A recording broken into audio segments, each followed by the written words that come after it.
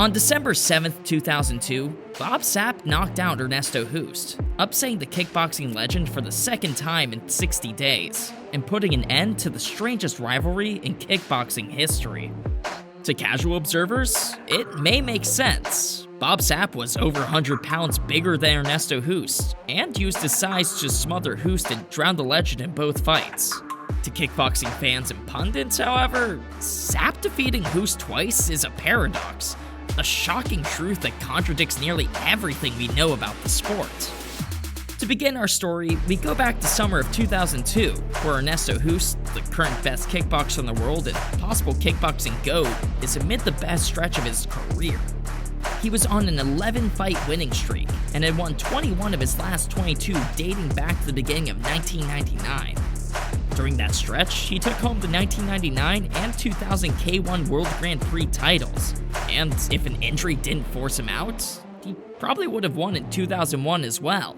Hoost had everything: power, skill, technique, durability, heart, and tenacity.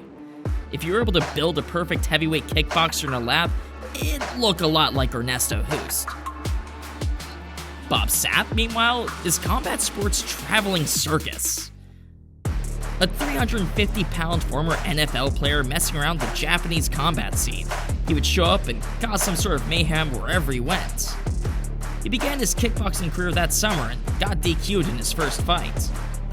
More pro wrestling heel than legitimate fighter, the Japanese fans and media couldn't get enough of him.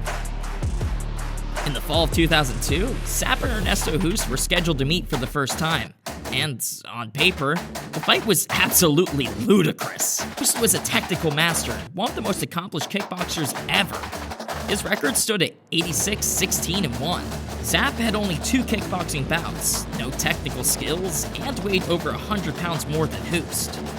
Being the showman that he was, Bob Sapp predicted a first-round KO. Hoost didn't buy that for a second. He replied, "I'm sure he will not hit me.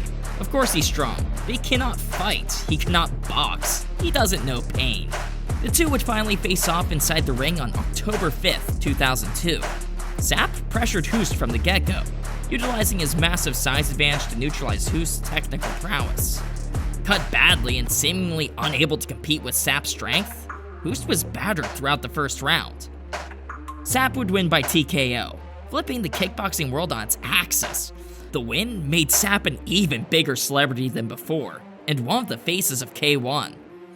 Hoost, however, felt Sapp committed numerous penalties in the fight that the ref didn't call, and demanded a rematch. He was granted his request and would rematch Sapp 2 months later on December 7th at the 2002 K1 World Grand Prix Finals. Hoost was determined to right his wrong and dropped Sapp early with a body shot. Sapp recovered and returned the favor, then finished Hoost with a barrage of punches in the corner. Bob Sapp, the man with essentially no kickboxing experience or skill, just beat the best kickboxer in the world twice. So, how did he do it? As noted earlier, many people may see Sapp's size as the clear advantage he had over Hoost, but in kickboxing, size can actually be a disadvantage. Smaller fighters have knocked out opponents as much as 100 pounds larger due to superior speed, cardio, and movement. Unlike combat sports that involve grappling, the advantages of smaller fighters have tended to be more favorable in striking sports.